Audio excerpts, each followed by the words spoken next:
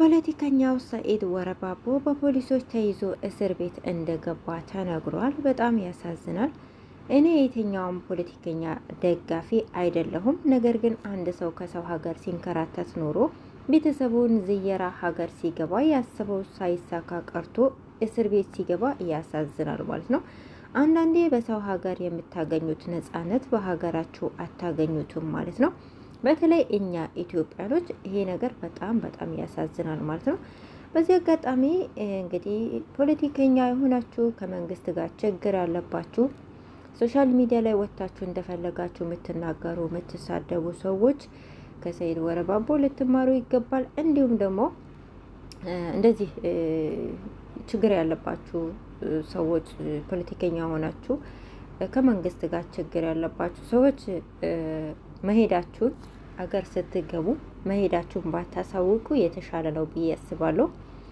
ዝም ብላችሁ ቤተሰብ ያው እንግዲህ ታውቃላችሁ የሰው ሀገር የሰው ነው እና ሀገራችን መግባታችን አንድ ቀን የማይቀር ነው።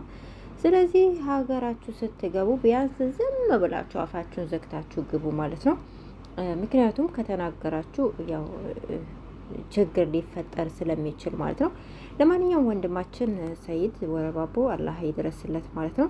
ሌላኛው በጣም አስገራሚውና አስደናቂው የሙነሽድ ሙአዝ ሀቢብ ነው።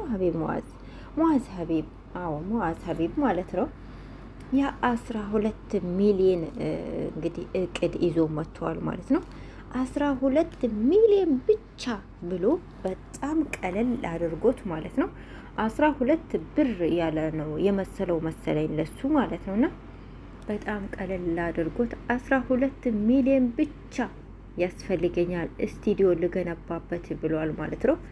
እንግዲህ የኢትዮጵያን ሕዝብ እኔ እንጃ አንዳንድ ሰዎች እንደ እቃቃ አሻንጉሊት የሚያዩት ይመስለኛል እኔ ሳስበው ማለት ነው። ቆይ ምን ማስረጃ አለን አንተ ስቱዲዮ እንደምትገነባበት ማለት ነው? ሲቀጣጥል ያንተ ጭፈራ ቤት ልትገነባበት ማለት ነው። ምን ቤት ነውና ሕዝቡ የሚያወጣው? ራስን አትችልም ወይ? እኔ ምለው አሁን የሙአዝ ሀቢብ ነሺዳ ቆይ ዘፈን ምንድነው ልዩነት ያለው? ምንድነው ልዩነቱ? የሱ ነሺዳና ዘፈን የተኛውም ያው ነሺዳ እንግዲህ አንተ ዘፈን ነው። በነገራችን ላይ ድቤ እየደለቁ ቀጥታ እየጨፈሩ ነው እንግዲህ ነሺዳ ብለው እንትን የሚሉት ማለት ነውና እሱ ለሚዘፍንበት ህዝቡ ምን በወጣው ነው 12 ሚሊዮን የሚያወጣው? ስንት ተራባ አለ፣ ስንት የጠማው አለ። ወላሂ ሳይበላ እኮ የሚያድር አለ።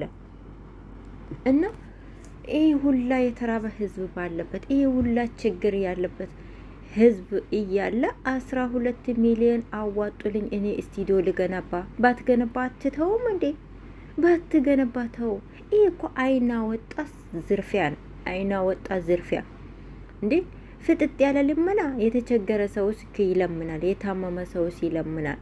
አንድ ሰው ሙሉ አካላት እያለው እየሰራ ወጥቶ እየገባ እሱ እንግዲህ ይዘፍናል፣ ይሸቅላል ማለት ነው። ዘፋኞች ምንድነው ማንዙማ ያው እንግዲህ ሙነሽዶች በጣም ገበያቸው ኦቨር ነው እና ያ አንሶት ለምንድነው ህዝብ የሚለምነው?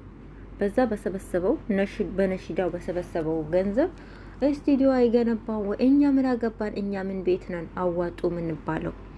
ወላሂ አንዳንዴ የኢትዮጵያን ህዝብ በቃ እንደ ምንም እንደማያውቅ እንደ ቂል እኮ ነው የሚያስቡት ማለት ነው። እየተነሱ ይሄንን ያህል ብር ነው የምፈልገው እንዴ! እኛ ከየት እናምጣ? ትዕግስቱን ስጠን። ወላሂ በጣም ያሳዝናል። እንግዲህ ለዚህም የሚታዋጡ ሰዎች እኮ ትኖራላችሁ። ለዚህም የሚታዋጡ ሰዎች ትኖራላችሁ። ወላሂ አንዳንዴ ማለት ነው ገንዘባችን ራሱ ይጠይቀናል፣ ያስጠይቀናል ማለት ነው። የገዛ ገንዘባችን አለግባቡ ስናወጣው ያስጠይቀናል።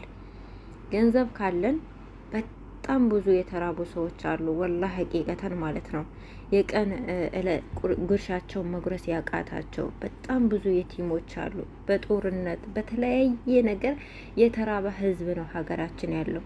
አሁን በዚህ ሰዓት ምን ቸገረህ ብላችሁ ብትጠይቁት ኢትዮጵያ ውስጥ ማለት ነው 100% የኢትዮጵያ ህዝብ በሙሉ ችግር ውስጥ ነው። ምናልባትም ችግሩ ከፍ ዝቅ ይሆናል ማለት ነው። ያልተቸገረ ህዝብ የለም። ያ ሁሉ የተራበ ህዝብ ባለበት ያ ሁሉ ችግር ባለበት ሀገር እኔ ስቱዲዮ ልገነባ 12 ሚሊዮን አዋጡልኝ። ምን አይነት ፈጣጣነት ነው? አያፍርም እንዴ? አረ ወላሂ በጣም በጣም ያሳፍራል እውነት ለመናገርና ለእንደዚህ አይነት ነገር የምታወጡ ሰዎች ገንዘባችሁን እንደዚህ አይነት ነገር የምታወጡ ሰዎች ልብ ልትሉ ይገባል። እውነቴ ነው የምላችሁ። መልካም ነገር አውሉት። ገንዘብ ካላችሁ የተረፋችሁ ከቤተሰቦቻችሁ ከዘመዶቻችሁ ከራሳችሁ የተረፋችሁ ገንዘብ ካለ ለተቸገረ ለድሃ ስጡት ማለት ነው። አንድ ወደቃችሁ ቀን የሚያነሳችሁ ያ መልካም ስራችሁ ነው የሚሆነው። ለአንድ ዘፋኝ እናንተ አንዱን ስቱዲዮ እንኳን ብትገነቡ ምንም የምታገኙበት ጥቅም የለም። አጅረት ታገኙበት ምንም በቃ ምንም ጥቅም የለው። ስለዚህ ገንዘባችሁን ትንሽም ብትሆን ለተቸገረ ሰው ቦታው ላይ አድርጉት ማለት ነው። ለሚያስፈልገው ሰው አዋጡ። ይሄ ሰው ሙሉ አካላት ያለው ሰርቶ የሚበላ ነሺዳ አውጥቶ በጣም ብዙ ብር የሚቀበል ሰው ነውና ስቱዲዮ መገንባት ካለበት ስቱዲዮ ካማረው ራሱ በሰራው ራሱ ዘፍኖ ባገኘው ስቱዲዮን ይገንባና ይዝፈን ማለት ነው። እኛ ምን ይመለከተናል? እና ወላሂ ሀቂቃ ማለት ነው። ጥንቃቄ አድርጉ። በየጊዜው እንደዚህ ልናደርግ ይሄን ያህል አዋጡ ለሚሉ ሰዎች ሁሉ እያዋጣችሁ ገንዘባችሁን አታባክኑ። ገንዘብም ያላግባቡ ሲጠፋ ይጠይቃል ማለት ያስጠይቃል ማለት ነውና በገዛ ገንዘባችንም ቢሆን አላግባቡ ስናውለው እንጠየቅበታለን። ምክንያቱም ማዋል ያለብንን ቦታ ማዋል አለብን።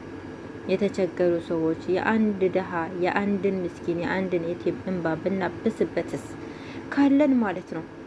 ሲጀመር በዚህ ጊዜ አንድ ሰው በዚህ ዘመን በዚህ ሰዓት በተለይ ማለት ነው አንድ ሰው ከራሱ አልፎ ከተቸገረ ቤተሰቡ ከተቸገረ ዘመዱ አልፎ ነው እንዴ ለእንደዚህ አይነት ስቱዲዮ የሚተርፈው? ምን ጊዜም እኮ እርዳታ ከቤተሰብ ከራስ ከቤተሰብ ከዘመድ ነው የሚጀምረው። ከራሳችሁ ካለፈ ቤተሰብ ትሰጣላችሁ፣ ከቤተሰብ ዘመድ ትሄዳላችሁ ማለት ነውና እንደዛ